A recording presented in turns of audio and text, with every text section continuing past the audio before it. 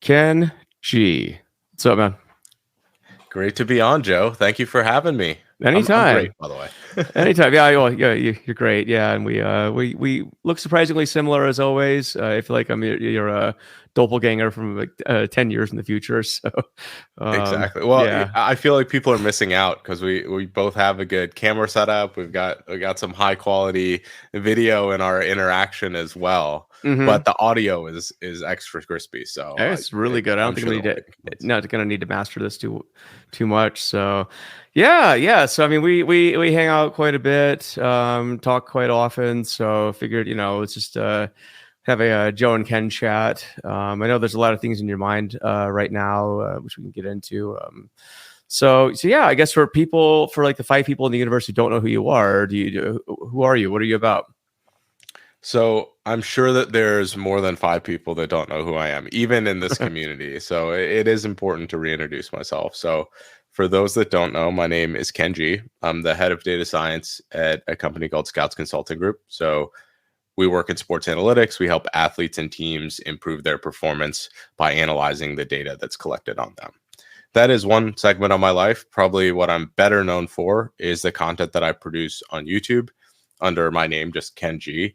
A lot of it is related to the data science domain, how to land a job, tutorials, and also more recently and more frequently thought pieces about the domain, where I think it's going, what people should know if they're looking to enter this domain. And then Right. probably my favorite, which is where we also bond quite a bit, Joe, is my podcast, Ken's Nearest Neighbors, where I have had Joe on twice, I believe now. Yeah. And it's all about just understanding the people who are working in the data domain and understanding their stories and a lot of the interesting context that made them choose this career, but also what they're doing with this really unique and powerful skill set that we've all cultivated. The people in the field are always fascinating. It's my favorite thing to do right now. Is it's probably yours too. Is just podcasting and talking to really cool people in the field. No shortage of them, and I think everyone brings something to the table that's uniquely their own. So it's really cool talking about that. Yeah, I gush about this all the time, but every week, sometimes more than once a week, I get to talk with someone who is a fascinating person in a field I'm really interested in, and I get to learn about them. I get to learn their story. I get to learn what makes them tick, what makes them happy, what they love about their career, what they don't love about their career, what is exciting that they're working on. And to me, that's what it's all about, is understanding and developing these human connections. And I'm very grateful because I consider everyone that I've had on the podcast, I think it's almost 150 people now, they're not my friends. I've spent dedicated time learning about their lives. And Yeah. to me, that is one of the most interesting experiences, but also one of the most valuable experiences I can think of in this day and age. Yeah, for sure. Yeah, I mean, what got you into the pod? Because you've been doing the YouTube stuff for a long time. I mean, what got you into podcasting? And I guess what have you learned along the way of doing podcasting compared to when you first got into it? So I got into podcasting because I was looking for more content for my YouTube channel. I started interviewing people. Realistically, interviewing people and talking to them is a lot less work than putting together a normal video. For a Right. podcast, I do an intro call around 30 minutes, and then we do an interview for maybe an hour, hour and a half. Editing is minimal. You can just put it out there, and there's built-in uniqueness. Every conversation you have with a new person is going to be inherently different because that individual is bringing something unique to the conversation. No two conversations, hopefully, between two different people are going to be exactly the same. And so to me, it started out as, oh, this is a really way to produce interesting and valuable content. And it turned into just an incredible passion for me of just loving to learn about people and hear their stories. I also have always wanted to improve my ability to converse, to make myself more likable or whatever it might be. Right. And I immediately realized that podcasting was a way not only to learn about other people, but to improve my own social skills and my ability to connect and communicate. So I spun off the podcast into its own channel. Also, the metrics on YouTube before they implemented this new podcast feature, it was just crushing the expectation of the algorithm around my videos. So I Oh, split it interesting. off into this. Yeah. So I split it off into this separate thing. And it has been for the last at least 6 months, a year, what I'm most excited about every week. Just having those conversations, sharing those conversations with the world, and just getting it out there. For sure. I guess the thought process and there's the planning behind like the types of videos you were making, like more data science, tutorial or career advice videos are way, way different than podcasts. I mean, I rarely do any of the course type content or the short form stuff. I mean, all the stuff I do, if it goes on YouTube, it's probably like the worst stuff you could imagine for YouTube itself, just because it's long and unedited. Usually I just upload whatever the rough cut is because I figure it's good enough. It was already live anyway, so it's like, what are you gonna do, like edit the live thing that was just on? It's kind of weird, but but it is a different it's a different type of work than the short form stuff. I find the short form stuff is just hard, man. It's like you can be a perfectionist. Yeah, I've been experimenting with real short form with Instagram Reels, TikTok, and YouTube Shorts. And I'm essentially just paying someone to take my podcast and cut them up. And to be honest, I've seen very, very little return on investment from doing that. There isn't more awareness of the podcast. There isn't more subscribers that come to the channel because they're seeing these short clips. And I've heard actually a couple times online, there's quite a few people talking about how the short form content is a bad return on investment for the companies as well. I think we might be seeing a phasing out of that. So let's take Instagram Reels, for example. I've never seen a advertisement on Instagram Reels. You just keep scrolling and scrolling. There's never any advertisements. That means that Instagram is not making money on Reels in the same way they do on feed. So if you're scrolling through feed, where you see the pictures and stuff too, you'll often see advertisements, but you don't see that in the Reels shelf. So they're going to have to figure out a different way to monetize those. Even if the engagement or the watch time is up, you're still getting significantly less ad impressions. And for the companies, that's not good. Let's take a podcast. On an hour-long podcast on YouTube, the algorithm automatically puts in essentially 5 ad reads. So they're monetizing on the podcast in a significantly larger way than they are on the short form content. And I think that that's a direction that a lot of these companies are going to go. And I mean, frankly, that benefits me as well, because I much prefer the long form podcasting style and conversational content as well.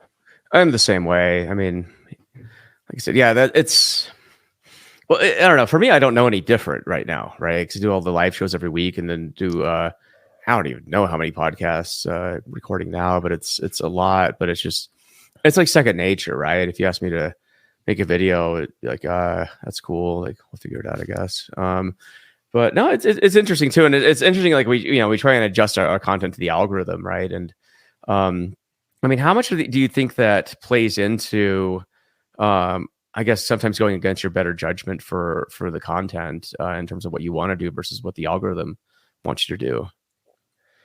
So I wrestle with this a lot, and over time, I've made less and less content that I think would appeal directly to the algorithm. So the best way to get hooked on the algorithm is to make content that is very similar or derivative to what everyone else is doing. So let's say I make a video, and this is a good example of how I'd learn to code if I had to start over. Very popular video. You see very similar thumbnails all over the place for that. And admittedly, I made a video around that too. Essentially guaranteed in some sense to get a large amount of viewership, because if one person makes it and it's successful, that means that there's a market for it. And also the YouTube algorithm has something, a point of reference to recommend against. So if they say, hey, there's a bunch of videos in this category, they'll recommend all of those different videos to the same person. If you're making something without a massive audience that is fundamentally different and the same retention or whatever it might be, it's just not going to get recommended or clicked as much because there's no frame of reference. There's this cold start problem in a lot of these algorithms where, they try to fix it by recommending a lot or having something go out to your subscribers. But I think that that's still present, where if you're really trying to do something different that's not derivative, you're going to be lost in the shuffle because there's just such a volume of content. And honestly, I'm okay with that. I like making content that I think is valuable and useful and is authentic to me. And I've produced significantly less videos over the last 6 months because I've been making only videos that I feel like are creating value or that are uniquely pointed towards my brand. Yeah. And but there is feedback. So essentially, a lot of people and a lot of buzz is around, for example, AI tools right now. And at first, I was kind of poo pooing it. I was like, there's always AI tools, there's a lot of innovation in the field. But it was enough buzz that I started using them myself. I started exploring them in more detail. And I realized, oh my goodness, there's something here. I think it's important for me to make videos about this because of how much they've changed my workflow, how much I think that they'll change the future of essentially everything of data science work, of software engineering work, of legal work, whatever it might be. And that's interesting to me now to start producing content around because it has the entire domain associated with that has aggressively piqued my interest. So it's one of these things where you can pay attention to maybe the algorithm, but it's more the people who are behind, not necessarily behind the algorithm, but that are essentially impacted by the algorithm and what Mhm. your main fans or the people that are listening to your content. I think it's really important to focus on them as well as what you're interested in really valuing, and hopefully it'll just all works out in the end. I think it does though, and it's something you'd be more stoked to make. Like as much as I want to make maybe YouTube content that's I guess very YouTube-ish, I just can't bring myself to do it for whatever reason. Like it just seems like I feel like I'd be phony doing it if I were to make like 5 reasons why you should become a data engineer or something like that. Like, it just seems like it's really off-brand, versus whatever curmudgeon-y type of content that I produce, which is more on brand. So old man screaming at the sky kind of stuff is I think more on brand at this point. I guess I can make like 5 reasons why you shouldn't become a data engineer or something and just rant about that, but I don't know. But it's I don't know. It's all personal preference at the end of the day. Like this podcast, for example, right? It's not even on YouTube. It's it's an audio podcast that goes on the major podcast platforms. And that was very much by design, just because the audio format is just very interesting to me.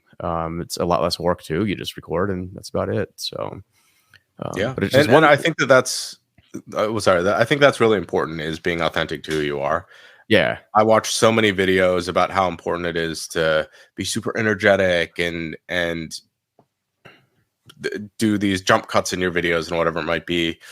And I try some of that stuff on. I think it's worthwhile to experiment and say, is this actually me? Is this something I can do?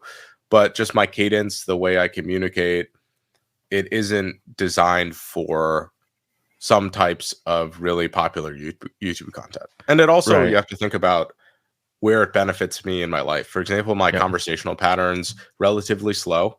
Fast patterns on YouTube do well. High energy is very powerful on YouTube. But the way that I communicate is significantly more effective in person or in social settings or places where I have to give or where I have to essentially hold some resonance, where people want to listen to me as a person of authority. On YouTube, in some sense, that plays a value, but it's not the same thing as it hooks your attention. The way that I communicate hopefully conveys that I have something relevant and important to say, and those are two different things. I'd much rather have the speech patterns that I have and the way that the style that I talk that I've cultivated for in-person communication than to really completely iterate it and just talk like a YouTuber all the time. Well, yeah. I mean, you're not Mr. Beast, and neither am I, right? Like my kid watches Mr. Beast all the time, and he's like, "Why aren't you like that?" I'm like, "Cause I don't know. It'll make sense when you're older, but people, kind of gravitate towards what they're good at, right?" So, but it's funny because he'll steal my phone and make all these influencer videos on they never get released, or you might upload it to my personal channel, which he's just taken over with his videos, But it's funny because he'll be like, "Yeah, I got some new merch. It's dropping tomorrow. Yeah, so check it out." He's like 9 years old, so it's cute and hilarious. But he's just totally imitating the what is it? Yeah, Mr. Beast and Unbreakable and a few of the other giant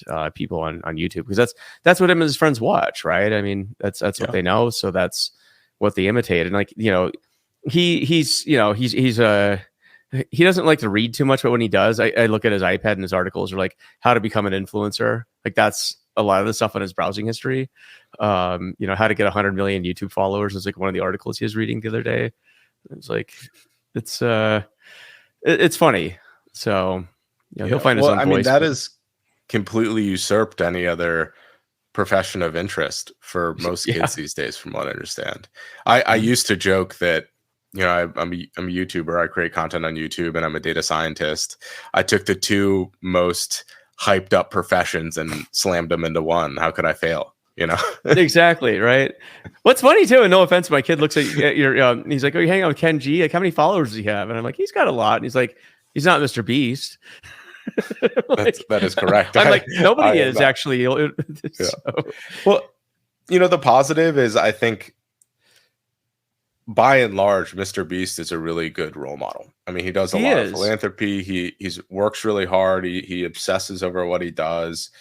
And I think a lot of the things that he creates, you know, they're entertainment, they're interesting, but there is value associated with that. I think we're pretty lucky that he, for example, is the person that a lot of these kids look up to, rather than some of the other influencers that are out there. And it's just it's a fascinating domain, because it is. There's so many different directions you can go. There's also so much conversation about influence, which is a word that I hate. I mean, Mr. Beast, yes, he is an influencer, but he's a content creator. He loves making things. He loves telling stories and putting those out into the world. And that's where the value comes from. Well, he's been doing it for a long time too. I think I listened to this interview with him, and he was like, he started when he was 11 years old or something like that. Yeah. You know, and I mean, and the dude's just got a knack for content and business in a way that is, you know, very uncanny. Right. So, I mean, for every, what was like 51 million YouTube channels and counting or something like that. And, you know, I mean, 1 out of 51 million are going to be Mr. Beast, and that's just kind of how it is. But the dude is just wired for what he does, and he does it very, very well, you know. But that's like any profession, you know, or any activity. It's always going to be the top, you know, the millionth percentile of somebody who's just rocking it, and everyone else is, you know, not doing as good. But the thing is, like, content's not a zero-sum game. We talked about this before. It's like, you know, I've been on your podcast twice, you're on mine, and you've been on a live show before, and it's like, that's what I like about it. It all adds, you know, it adds to itself, and so, you know, that's just really cool about it. Yeah, that's probably my favorite part about it, is that I can have my friends on, they can have me on, we can all grow the pie rather than trying to take slices out of it, which is fascinating. I really look up to Mr. Beast. I know he's like, what, 7 or 8 years younger than me, maybe even 10 years. Well, I do too. He's like 50 years younger than me or something. Yeah. But there's something really beautiful in him that I see, which is the intersection of passion and aptitude. And there's also this little bit of obsession sprinkled in. I think something that I always strive for is a unified vision that I'm stoked every day to pursue. And that's something I'm constantly working towards, is what do I actually want? How do I go and pursue it? And it gets clearer and clearer over time. I mean, I obviously enjoy creating value for other people. I love teaching, I love educating, and I love storytelling. But those things aren't as unified as, for example, Mr. Beast, where he is, I want to be the largest YouTuber in the world, and I want to do it by entertaining and telling these crazy stories. To me, that concreteness of his goal and his ability to work towards that until he started diversifying, it is kind of the purest form of, I don't know, I wouldn't say happiness, but it's the purest form of disciplined pursuit of craft, which I do think is something that does lead to happiness. For sure. You can tell he's having fun, right? So when he has like Beast Burger and Beast Bars and all the other stuff, right? And but it's funny because this all funnels back to YouTube, right? So it's sort of the opposite approach of what a lot of people would do, which is like, oh, we'll use online to be a funnel to offline or to some other channel. But for him, it's all about brand and content. And like I said, the dude is savvy. Like he's built a multi-billion-dollar brand off of just pretty fun videos, really. I mean, it'd be a lot of fun to make those. I think there's a lot of inspiration in that. It's just cool to see people doing like what makes them happy and what seems fun, right? Like I can't picture him going to work at Goldman Sachs or something like that, on a trading floor or something. That'd be pretty bizarre, but who knows? Maybe he'll do that for a YouTube video too, I guess. That would be fun. Well, there's something about that. For example, I don't think he's the type of person, granted he's really young, but I Yeah. don't think he'll ever retire. I'm very much No. the same way. I need to be working on something. I need to be trudging towards something, or else I feel completely lost. Yeah.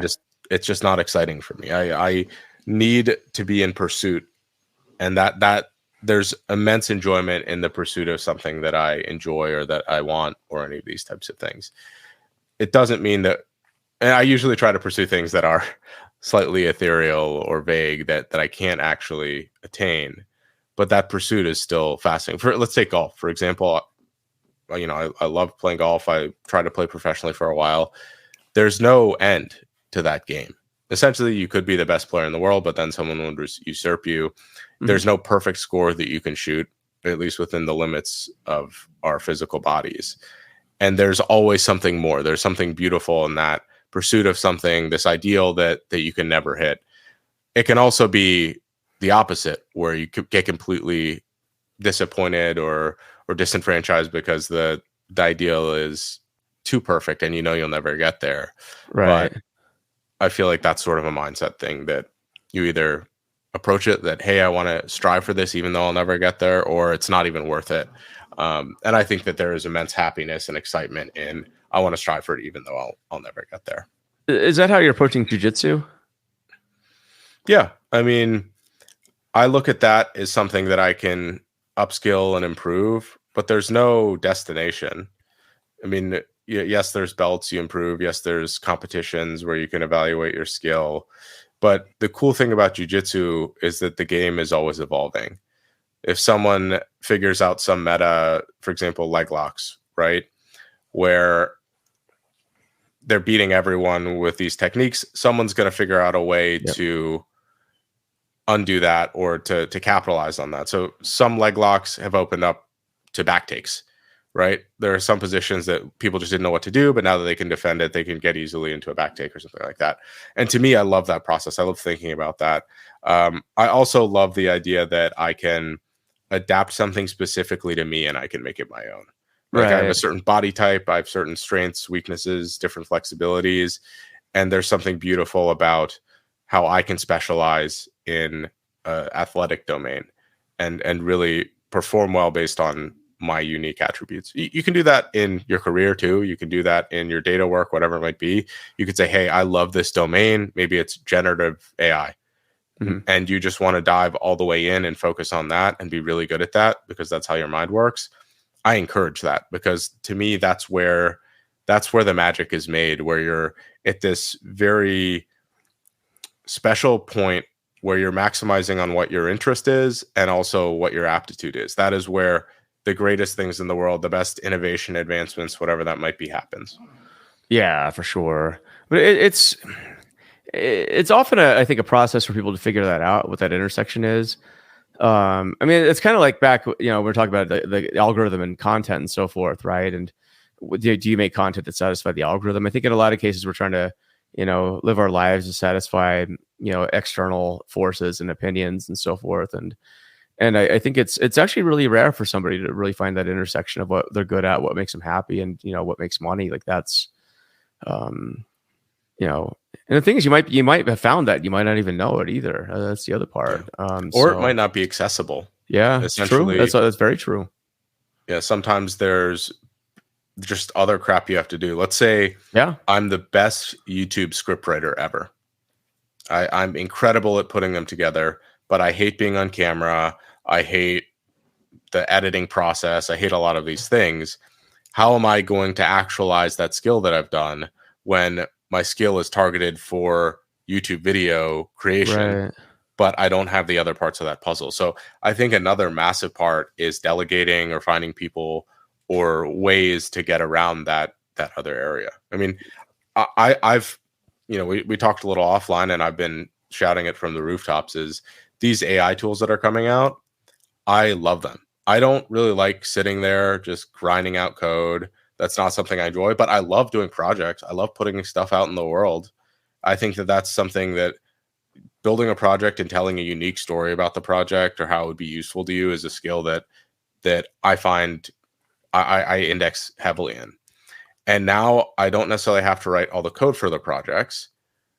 I can essentially write the code 80% faster than I would before. Right. And I can focus on the elements of the project that I really love, the problem solving, the tuning or whatever it might be, and the storytelling.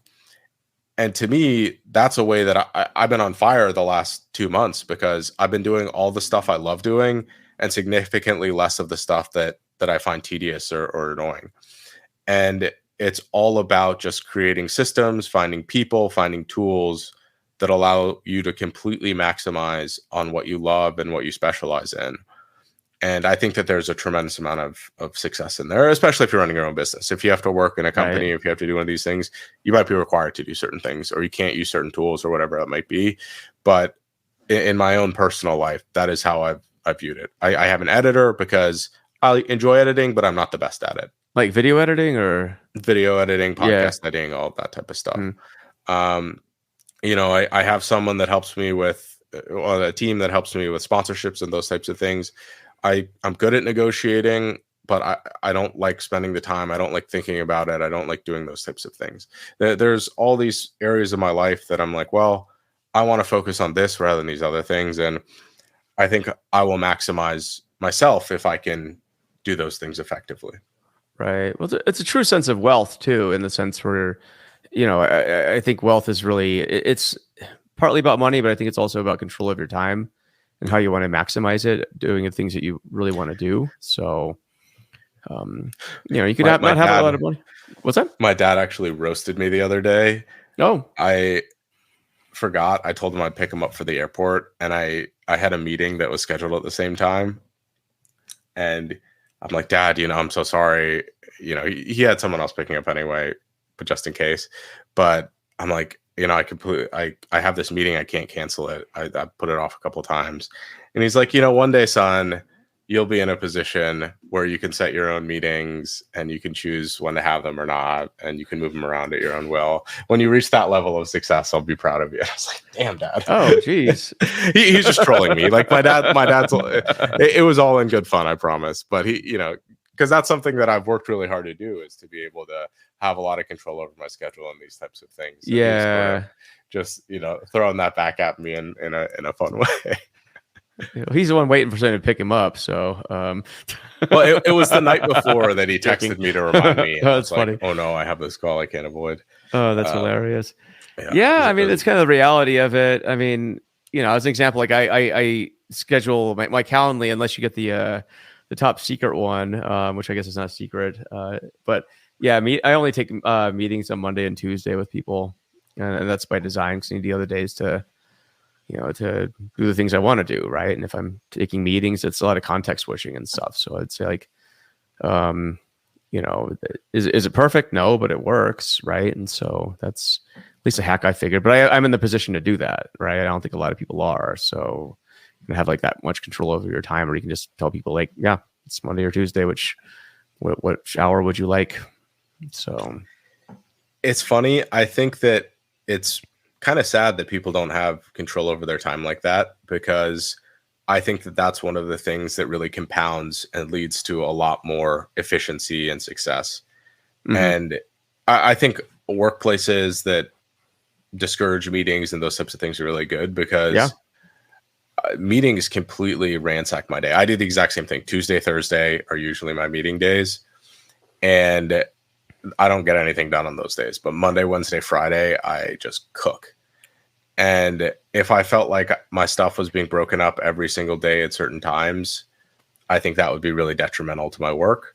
And you think the work that you lose now, it compounds over time. The inefficiencies that we have in 5 years, what I could have done with 5 more hours a week or whatever it might be, it could be monumental. We don't think about it in that way. And so I obviously waste time and browse and do whatever like everyone else, but the more I think about it, this is not just an hour wasted. This is a compounded hour wasted. That's what terrifies. Well, I mean, but you need downtime though. I think it's one of these things where like I'll go on walks just aimlessly, for a while, and it's to me, that's also part of the process where you need the time where you're doing nothing. I think that the quote idle time is actually some of your most important time because that's the time when you're processing stuff, right? Yeah. Well, I think idle time, downtime, there's positive and negative downtime. Yeah. So if I sit there and I scroll Instagram, I don't think that that has any positive cognitive benefits at all. I'm still actively paying attention to something, and I'm not regenerating or refocusing in any way. If I go But you're train, searching for those ads on the reels that don't show up. So exactly. But that's the point, is that I feel like there are positive things I can do when I'm not working. You know, I can spend time, I can pick up the phone and call someone and talk with them. I can spend time with my girlfriend. I can cook a nice meal. I can go for a walk. I can exercise. I could read. There's so many other ways to recharge that are positive. Yeah. That I just know I'm detracting from my quality of life when I use a negative. And I still do. I still have Instagram. I refuse to use TikTok. But outside of that, Same. Yeah. There's just, I always think, am I going to remember that Instagram post that I saw or that little short video that I watched 10 years from now?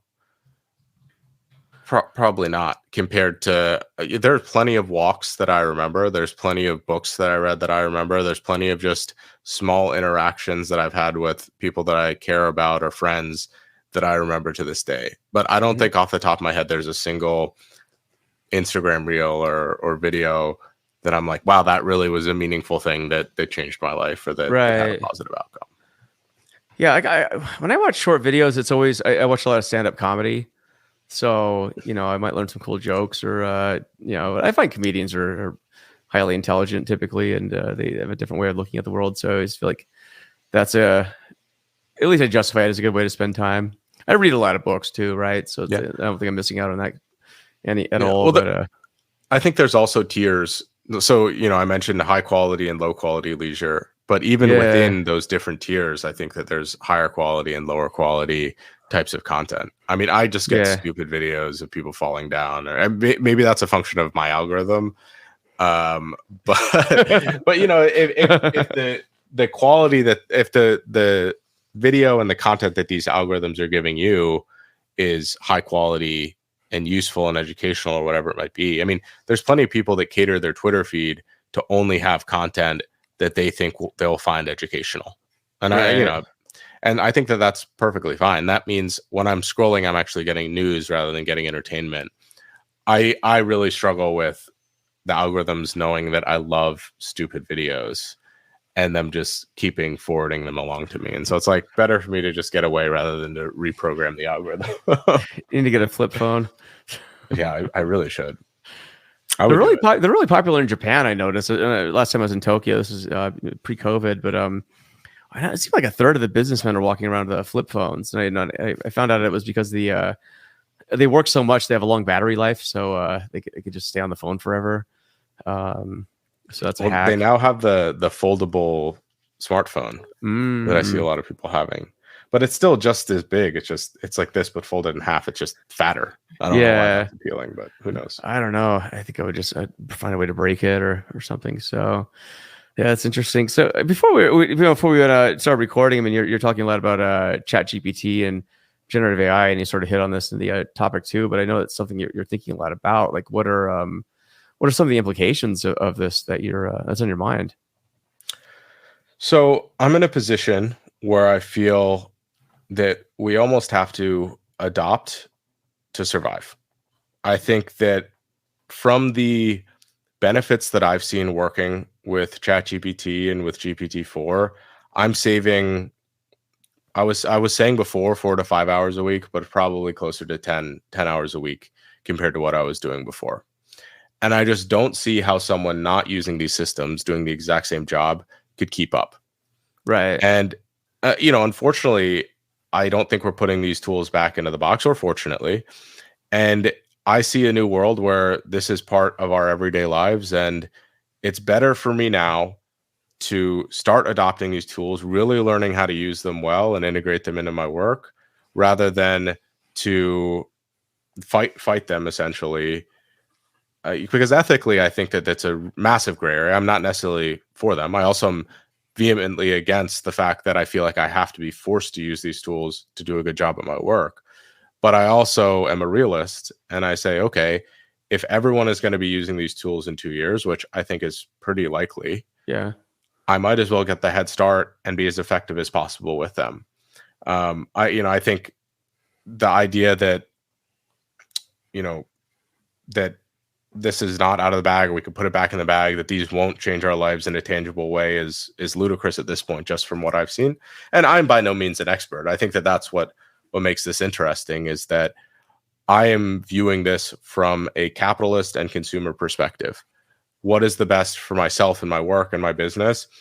And without a doubt, for me, it is to use these tools and to use them as much and as effectively as possible. Yeah. And from a pure global perspective, or from a human civilization perspective, or for a futurism perspective, I think it's the complete opposite. I'm terrified of them. But every individual is going to have to make that choice. And by making the choice not to use them, in some sense, you're making a choice to fall behind in some sense. And that's a really scary thing, is that our individual goals and our individual opportunities might directly conflict with our ideological ones.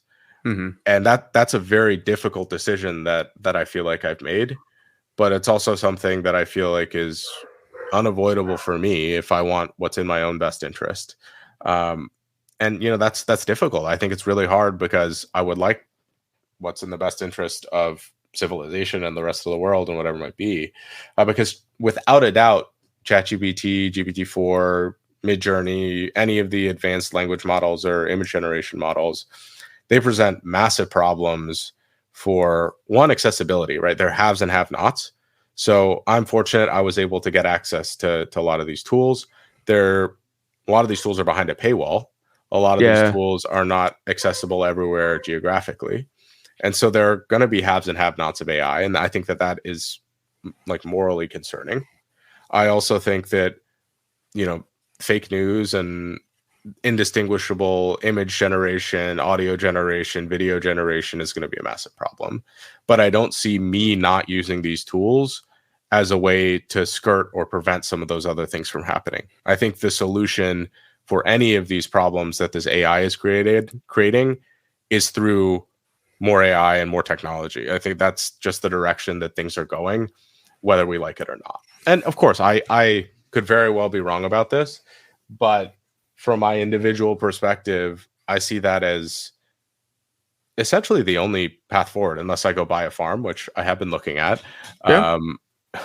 which is also a completely viable path, but it's a little bit less connected with the rest of society. I mean, you could do both, really. I mean, at the end of the day, you could use these tools to enhance whatever workflows you want while, I think, living off the land or whatever. I don't think these are mutually exclusive. And in fact, it might be the perfect pairing in some ways. Like, I've thought a lot about this too. Like I said, the big downside I see with, a lot of generative AI, whether it's video, images, text, whatever, is just the amount of disinformation and misinformation that's going to occur. I mean, it's been weaponized, and you can't let that back.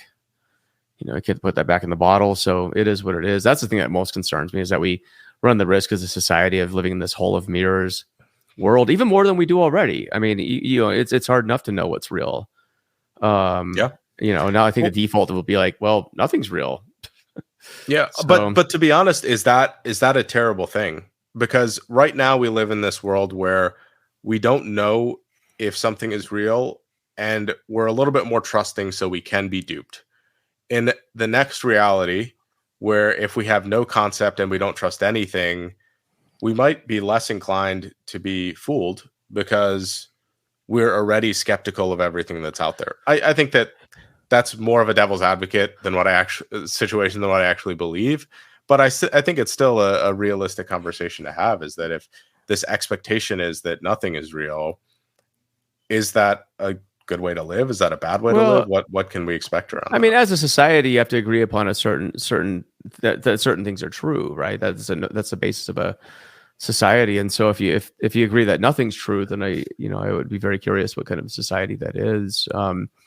There's certain tenets and certain ideas that you take as self-evident, right? So in the United States, right, it's the notion that the Constitution is the thing that, is kind of the sets the tone for everything else we do in our society and so forth. And that, and then there's certain things that have happened subsequently, laws and just societal things that have occurred that, I think as a society, we collectively agree that that's what we believe in. So yeah, it's an interesting one where if everyone has a different opinion on things, I don't know where that lands. Right. So, is it just like just constant gaslighting of every little thing? I mean, it could happen. Politics, it seems like that's already well, it's already been happening, right? I mean, it's been happening, and so I think we've had the warm up. Social media, it's definitely a way of talking to your friends, and there's a lot of benefit. It's also a way of weaponizing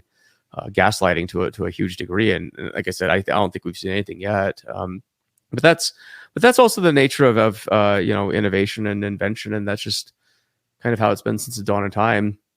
Now it's just human knowledge is a thing that's being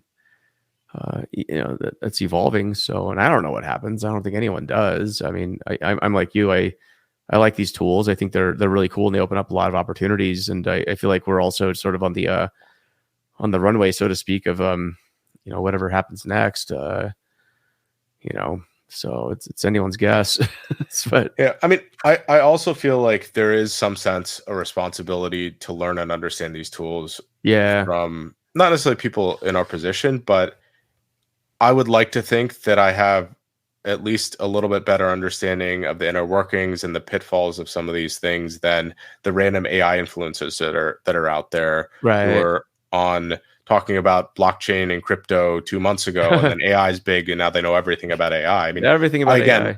Yeah, I will never claim to know everything about AI. That is, I mean, the field is too big. There's too many nuances. There's so much going on. But I would hope that from working with data science, machine learning systems, and I've taken a couple university grad student courses on AI. I mean, granted, this was 4 or 5 years ago, and I've done a lot of research and have been reading a lot about a lot of these new advancements. I would hope that my understanding of it is better than someone who's just picked it up 2 months ago, and I can make a better, more informed sort of unilateral judgment around why I'm making the decisions I am, rather than just jumping on a hype train. And I admit it, I am fully buying a lot of the AI hype, but it's largely because I've experimented with a lot of these systems. I've integrated them into my workflows. I've used Midjourney for creating thumbnails. I've done a lot of stuff with obviously using ChatGPT and building those out. I've been looking at Llama and some of these other things. And I mean, it's terrifying. It's exciting. It's all of these wrapped into one. But I think every individual really should do their homework, learn about these models in some sense, figure out if this is a journey they want to go on. And we're all going to have to make a decision around AI at some point. And I think for me, it's been earlier rather than later, because I'm concerned that I will, without a doubt, be left behind in everything that I do if I do not adopt or learn these systems as well. Right. Well, I mean, you had a good LinkedIn post about that, kind of, when's mass AI adoption. And I put a snarky comment that I think it's already happened with the iPhone. I mean, it's but that's privatized. This is more of a public facing one. I mean, the public version would just be social media then. I mean, that's but this is just taking that and cranking it up to a different level than we've seen before. So, well, I mean, that sort of speaks to the point that I'm largely trying to make, is that AI is going to be controlling the system. Right now, it's obscured by a layer because it's integrated into social media and all these. Essentially, every app we use uses some form of AI, advanced machine learning techniques. Now that layer is peeled back, and we're going to have access to being able to integrate with it directly. And I think that is a complete game changer. It's already been impacting everything that we do. Why would we not want to have a hand in actively managing and working with it, rather than just having it passively acting on us? Yeah, it is an interesting one. I mean, it's sort of like the curtains being, I think, unveiled for a lot of people, right? Because I think ChatGPT was the sort of the iPhone moment of the of AI. I mean, people like you and me who've been in data for a long time. I mean, a lot of this stuff wasn't anything new. I mean, generative AI, like Transformers, I mean, they came out in 2017 or something like that. Like none of this is like Yeah, totally. groundbreaking stuff, but I think it was a chat interface on GPT, because GPT came out like several years ago. Actually, I remember during COVID, me and some friends were dorking around with it. It's like, that's pretty cool. Like, GPT-3 is dope. And but it really took, that chat interface is what changed it all, right? Because now it's like, this is a commercial product. And the thing is, it was, what caught my attention was, friends that are not techie at all, right? Like one person runs an SEO company, and does like travel websites and stuff, and that's, but they're immediately started using Chat GPT to generate content. So it's kind of bottom feeder content in a lot of ways. It's not like you need like a lot of thought to make this stuff. So, well, that to me is one of the really cool things about ChatGPT, is that it doesn't seem like there was this massive innovation in technology. Transformers are not something new, the infrastructure, but the increase in the amount of data, the data quality, but also the training. It went from unsupervised to semi-supervised. yeah. And that essentially made all the difference. That's crazy to me, is that these inputs, I mean, and it's only going to get better because the training set from people using it is getting dramatically better. Yeah. And so we're in the situation where the techniques and the actual model infrastructure doesn't have to innovate that much, but the quality of the data and the input and output is what still gets tangibly better. And so if we do have an advancement in infrastructure and algorithm technology, and what is possible with that type of leap, in addition to the leap in the data quality and the knowledge about how to get these very large language models to be useful and practical and conversational. So, I'm obviously quite long on the technology advancing, but I'm also quite wary of any of the things that come with them. And as I said, I have been looking at farms just in case. So I will probably take your dual prong approach. Yeah, I mean, that's the approach I'm taking right now. I got a place off grid, just in case. Plus, it's nice to get off grid anyway, for a lot of reasons. But who knows? Maybe, I think that in the future that sort of that sort of a privilege will be they'll be in high demand, especially if like this, like, the worst case scenario happens and you're just living in this like crazy ass world of Lord knows what. I think the temptation to want to maybe do something else would be pretty attractive to some people who can do it. So, well, I've over the last 4 or 5 years, I've just been getting the feeling that everything is moving too fast for me to process. I feel like I'm on the cutting edge. I read a lot. I keep up to date with things, but there's just too much for me to tangibly manage. And I think that a lot of these AI systems, a lot of the new technology just means that there's going to be more of it. And there's going to be more and more. How could I possibly catch up? And I don't think humans, the way that we've evolved or developed, were designed to be able to manage change as fast as it's happening right now. And I think at some point there is, I don't want to be too doomsday, but I think that there's like a reckoning in our mental health and in the systems that we've created that are not designed for how we've evolved over time. And I think that maybe taking a step back, creating some designated areas where we are very low tech or just living off the land like we've done for the largest portion of our human existence, essentially of all time, is probably not a bad thing. No, I mean, that's what I tell my kids. Like, they're gonna, I mean, a lot of it, humans aren't used to exponential growth, right? We don't think in terms of exponentials, and so it's like, what that means for the audience is, for every unit of time, you see more and more growth. That's just how it is. That curve gets steeper, and it's somewhat predicted by, it was Ray Kurzweil and the whole singularity movement. Just the human and machine adaptations would occur at an evolution would occur at a faster rate. But that's what I tell my kids too. Like, they're going to see more change in the next 10 years than I saw in my lifetime, and they'll start seeing more change in the next 5 years after that than we saw in our lifetimes, you and me, Kat. And that's just the reality of it. And that's what I'm trying to tell my kids. Like, focus on the things that don't change too. Be a good person. Be just have good character. Try and find work that won't be automated. I'm pushing my kids to maybe not take the white collar path right now. I actually think that there's some benefits to that if you can stay on top of things. But as you point out, I mean, even for somebody like you who's paying attention to the field, it's like it's running faster and faster to stay in place, right? And so I'm like, I don't know. Let me see. What won't be automated as much? Maybe like, I mean, AI is not going to fix my pipes anytime soon. No, they aren't. I mean, some people are like, oh, Boston. You aren't scared of Boston Dynamics. It's like, have you ever replumbed a place before? It's pretty. You have to involved. undo what everyone else has done, redone. I think food won't go away. I mean, you might have some food's not going away type of things, but some better efficiencies in your farm, right? So that's cool. I mean, people still have hormones. They want to use those. And so, just the basic, focus. I think that's maybe the takeaway for me, at least, like focus on what's not going to change and lean into that, right? All this other stuff, it's just ChatGPT, it leverages what you're already doing into a scale that you can't do, on your own. But that's the miracle of AI and machine learning. So, yeah, well, that's one of the reasons I've really bringing back things full circle. That's one of the reasons why I love podcasts. I love coming in talking to you. There's nothing more human than us having this conversation. There's nothing.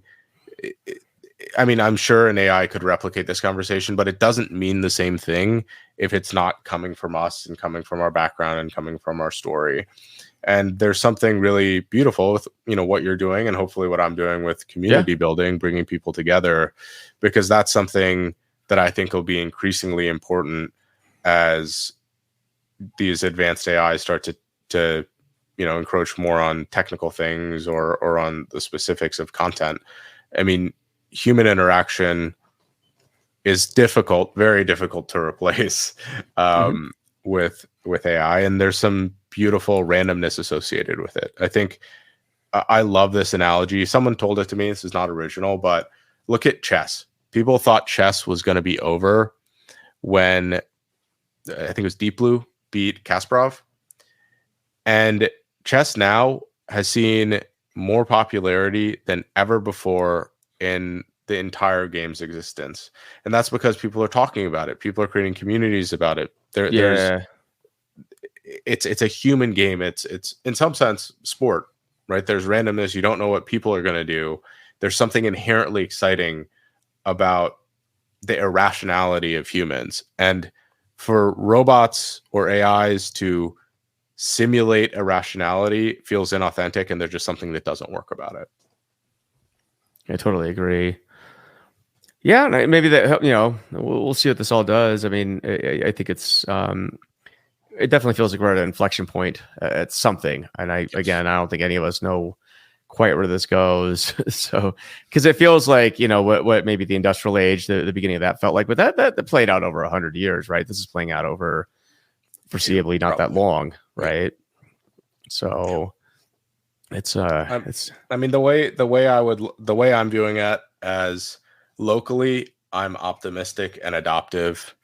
Globally, I'm hesitant and reactive, which is probably not the best way to view things, but that's one of the biggest challenges that technology innovations make, is that, as I mentioned before, they make our local and individual expectations and incentive system conflict directly with the global incentive system. And almost never does the global incentive system prevail.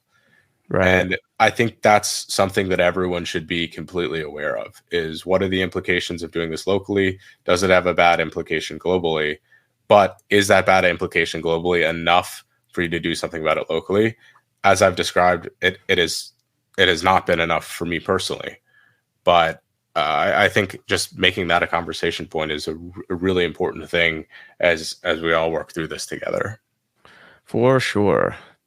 Well, we'll have to recap this conversation in a few months and see where we are. I feel like it just feels like we're living through, history in real time, or the future in real time too. It does. Yeah, it's fascinating. Without a doubt. And it's one of these things where I think we'll be able to tell really good stories about how we lived through this. At the very least, they might be good, they might be bad. Well, it's interesting too because it kind of happened right as I was actually thinking there's going to be an AI winter. If you get back to me last year for all this, for the Chat GPT came out, and I honestly thought that because of the funding environment was drying up. There was a lot of a lot of companies that hired data scientists, and I think I could make a pretty good argument that it's a mixed bag in terms of the net results of all those hires and the impact they had. But then all of a sudden, it's like the ChatGPT sort of comes out from left field, and you're like, never mind. All the investment money right now is going into generative AI, and we'll see what happens. But something will happen. So. Without a doubt, something will happen. Oh yes, and hopefully we'll be ready for it, Joe. Hopefully so. Awesome, man. Well, it's good to have you on the show. For people who want to learn more about you or what you're up to, how would they do that? So they can check out my YouTube channel, Ken G, my podcast, Ken's Nearest Neighbors, and can follow me on LinkedIn as well. But YouTube and the podcast are where I am most accessible. I still respond to almost all of the YouTube comments on my main channel. Nice. And if you post a good comment on the podcast channel, you'll also get a response there. What if I post a bad comment? Then I'll probably also respond if it's really bad. But just average comments don't get any love. Okay, so leave above or below average comments on the awesome, man. Well, it's good to talk to you as always. We'll catch up soon, man. So yeah, thanks for being on. Amazing. Thank you for having me on. This was a blast. I'm glad we got to talk some shop. Anytime.